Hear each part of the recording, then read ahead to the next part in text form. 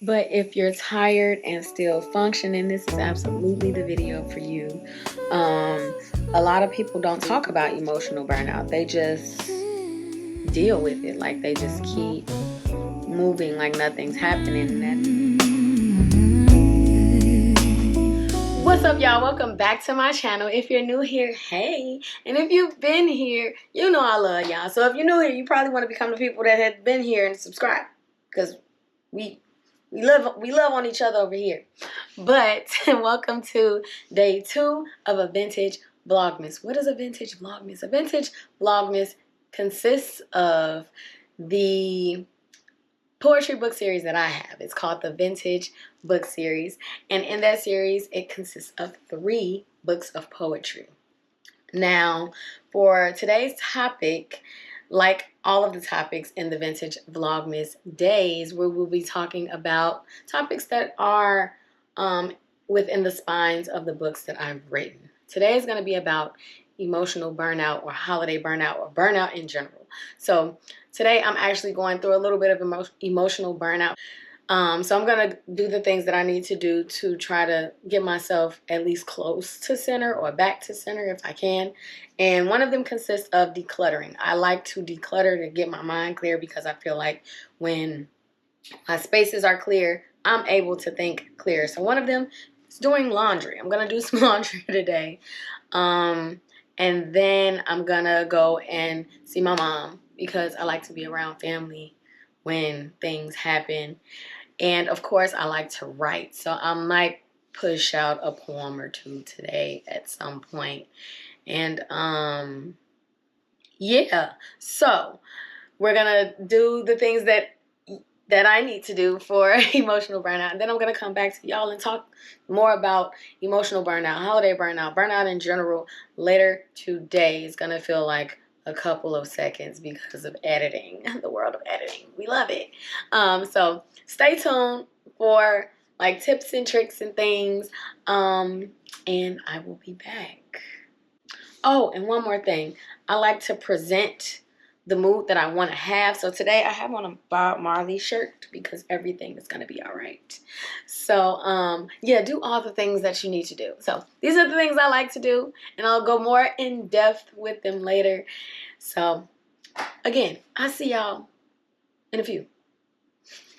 All right, y'all. So I have been washing all day. Like, I had so many clothes because I also just came back from a trip. And I can honestly say that it was very therapeutic washing because I was able to declutter and clean things. And I like the smell of fresh linens. But I think more people should really consider like cleaning their spaces.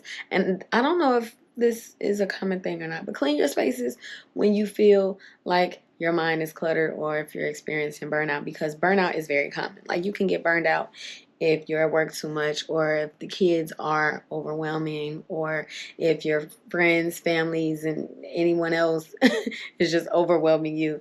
Everyone should consider cleaning. It could help, or feng shui. But there are also other things. I know that when I started writing my books, and I'm still folding clothes, so I'm gonna talk to y'all while I fold. But when I started writing my books, I wrote them because I wanted to vent. Like it felt good to just, get everything out. And when I did that, it was almost like journaling. And so when it was something like deeply personal, I was like, I got all these journals because of course I'm a poet and I have journals like laying around everywhere. I was like, let me just use one of these journals and journal. And when I did that, I was just like, oh, I could have just been doing this. But had I just did that, I wouldn't have these 3 wonderful books. But yeah, like you have to find your happy space. And one thing that I learned through therapy, because I think I'm a strong therapy advocate. I know a lot of people don't want to tell somebody that they don't know their business, but just don't look at it like that is all I can say. Like it could really upgrade your life in ways that you don't know. And it's always great to have someone that's unbiased and that does not know you and does not know the people that you kick it with and the people that you're talking about in therapy. Because if they don't have all those details. They can give you an unfiltered answer. And that is why I advocate for therapy. Like, I'm an advocate. But if you're tired and still functioning, this is absolutely the video for you. A lot of people don't talk about emotional burnout. They just deal with it. Like, they just keep moving like nothing's happening. And that's why when things happen with people, they're like, oh my God, I didn't know you were going through all of that. Well, it's because they just kept it pushing. Like, life don't stop. So you got to keep going, but you also have to take time to, check in with yourself. Because that's always great. Like, you're not a machine, people. We are not machines. We cannot run on AA batteries. It's okay to have an emotional moment or feel like all you need is a hug. If you need a hug, get yourself a weighted blanket. If you need somebody to talk to, find someone that you know is not going to tell your business. And if you don't have somebody like that, put it in a journal. You can choose to or not to read it later. If you're a poet, you can write. If you don't want to write, you can talk into a camera and do your own confessionals and delete them later. If you want to write and don't ever want to see it again, write it and have like a bonfire somewhere that's safe where you won't set anything else on fire. Contained situation. Do that. Contained. I am not advocating for arson. So it's just an idea. No arson, okay?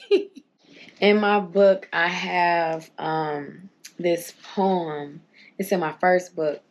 And it was this poem that I had apologizing to someone because I was experiencing emotional burnout in that relationship. But the burnout that I was experiencing because of them was because they didn't know how to love properly. And because they didn't know how to love properly, they couldn't love me properly, and I wasn't getting what I needed out of that relationship. And so that poem basically started with me saying what was wrong in that relationship and what I wasn't getting and what I felt like I needed. And then in the end, I realized it's because you've never been loved before. Like, you've never experienced that love before. No, I don't have to stay because you've never had that. Absolutely not. You don't stay because someone isn't mature enough to get the help that they need to figure out what they need to do to be with you. However, I couldn't at that point blame them because they didn't have the toolbox that they needed to love me properly. I could only blame them for the common sense things of how you should and should not treat somebody. Like, that you shouldn't say you're going to do something and you just don't do it. Like, that's just something that's common sense. That's just an example also. So, that poem was, I think it was called Artificially Flavored. Let's see what the exact name of that was, because it was honestly one of my favorites, and I always went back to it and looked at it, and I was just like, wow, I really that showed growth, and it showed me trying to come out of that burnout. And I actually came out of that burnout while writing that poem. So when I was writing that poem, I think that poem was written in the span of a year. And I started writing it when I was like in the thick of everything. And then I stopped in the middle. And then like a year later, I was out of that situation and I went back and finished it. And I was like, there it is. That's what was going on. But let me get the exact name of it. It was not Artificially Flavored. It was actually called Apology.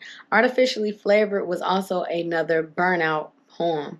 That poem was about coping with like things that were going on. Probably not coping in the way that you should be, because it's a temporary fix. That's why it's called Artificially Flavored, because it's an artificial fix. It's not a true fix. It's just something that distracts you for the moment. And Apology is the one that I was just talking about. So I was able to forgive the person for not having the tools that they needed, but I didn't have to forgive them as a person. So I apologize to you for attacking you for things that you just didn't know. And at that time, I was also working on like my communication, and they were working on their communication. So we were just two people that didn't properly communicate. But it was also, I was so full of love and all of these things and all of these expectations, and they were not there at all. Like they couldn't even meet me where I was because they didn't know how to. So yes, like burnout is a very, like, it's a tough thing to deal with. And it is up to us to acknowledge when we are experiencing burnout, because some people experience burnout and cuss out the people that they love and then turn around and be like, oh my God, I'm sorry. And I say it like that because ain't no excuse for you to be spazzing on people. And I'm saying that at this big age. I'm not going to turn around and spaz on people because I'm having a bad day and they may mean no harm to me. You know what I mean? So that is something that I think a lot of people need to acknowledge, because you can burn a lot of great bridges doing stuff like that. So always try to take a step back, look in the mirror. Don't be judgmental of other people when you look in the mirror. Look at yourself. Look at the things that you've done. Look at ways that you could have done things differently. Look at what your toxic traits are and try to come into yourself to realize where your burnout is, whether it's emotional, mental, physical. Wherever the burnout is, you need to figure it out. And during the holidays, burnout is at its highest because you try to do everything for everybody all the time. And it's just like, oh my God, like, make it stop. So yeah, that kind of burnout it's a lot. It's a lot. But I'm going to fold these clothes and then we're going to finish talking about burnout, because I think burnout is very important.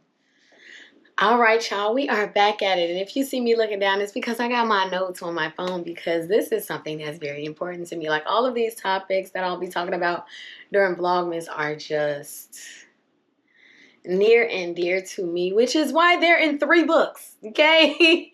These did not just come to me for Vlogmas, y'all. This is 4 years in the making, because I released the 3rd book last year, and the year before that, the 2nd, and the year before that, the 1st. I didn't do one this year because I wanted to like let everything settle in and come back to center, because when I tell you, I have so many poems that I need to release. It's insane. So y'all in for some great things when I release those. But until then, check out these 3. In my 3 books in the VENTage series, I talk about burnout throughout all of them, honestly. Because burnout is not dramatic. It's not throwing and breaking things and screaming and all of that. Sometimes it's slow. It's heavy, and you just don't, other people don't notice it, and you don't notice it.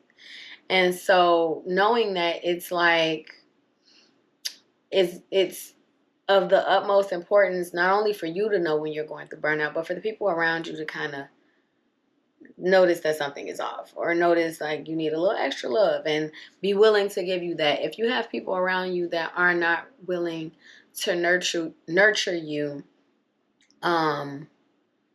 and like try to bring you back somehow, they don't need to be around you. And when I say nurture you, I don't mean put up with your, I can't say that on YouTube, but put up with your attitude and your I'm trying to figure out a good way to say this, because I'm that friend that's a little rough.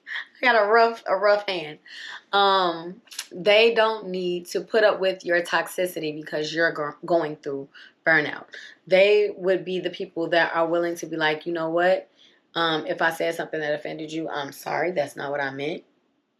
And after that, if you're still crashing out on them because you're going through a burnout phase, that's on you. Like, you're burning that bridge at that point. So like I mentioned, during the holidays is when a lot of burnout happens, because sometimes it's financial burnout.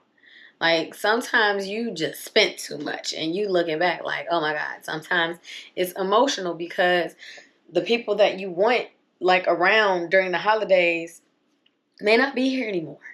It could be mental, because it's like, how am I gonna get all of this stuff done?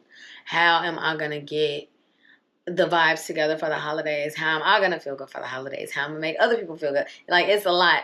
And it's just like, burnout is normal, it's natural. And if you're experiencing burnout, baby, you are in the right place. Because I can honestly say that if it wasn't for me doing the self-work that I needed to do, I would not be able to even have this conversation. Now, the tools that I've learned is, like, if I feel myself on the brink of some type of burnout or some type of just overwhelming situation, I learned to think about what I need in that moment. Like, I sit with myself and I take a step back and I'm like, how do I feel? If my mouth is dry, I need water. If my stomach is growling, I need to get some food. If I look at the TV and I don't like what's on, I need to find something else to watch. If I look at my house and there's stuff everywhere, I need to clean. Like, I look at the things that I need taken care of in the moment so that I can clear my head of those things and then handle the things that are around those things. But for the most part, like, when I'm going through something, I take a deep breath and I get water, because when I get upset, my mouth gets dry. And I think it's because, like, it's an instant, like, my body get hot. I learned that that's something that I do. And I also learned to relax my shoulders, remove my tongue from the roof of my mouth, and breathe. Like, that has been hands down something that has kept me level-headed for a very long time. A very long time.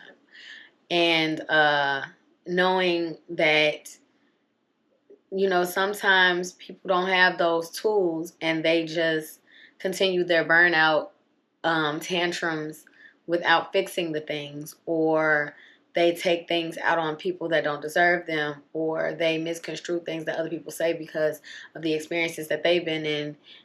Even when the people don't mean no harm, I learned to be like, you know what?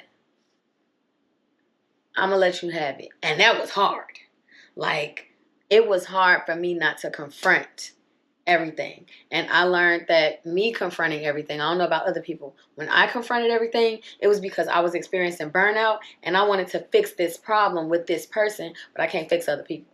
You can't fix the issues that other people bring to you when you're experiencing burnout because of them. Sometimes you just need to sever those ties and let that be what it is. And if they try to come back to you with it, it's okay to go the other way. Don't let them bring that fire back to you, because you're going to be burnt out again. But yes, I think that talking about burnout and discussing burnout is important. And I honestly feel like when I go back and I'm in a burnout phase, like I'm getting there, when I go back and I read the books that I have, it's like, okay, these are the lessons from there. These are very real emotions. Other people go through these things. And yeah, man, like, it's something that a lot of people want to vent about, but other people talk too much and they don't want to, which is why I wrote the VENTage series. But I do hope you enjoyed day 2 of VENTage Vlogmas. If you have not checked out my books, make sure you check them out. You can look in the description below. You can look at the bottom of this screen for the link. It's the VENTage series, and there are 3 books in this series, and all of the books are near and dear to me, and I'm pretty sure you'll love them because I've gotten great reviews from them. So yes, check those out. Tune in for tomorrow's VENTage Vlogmas, and I hope y'all have a beautiful day. Peace. See you later.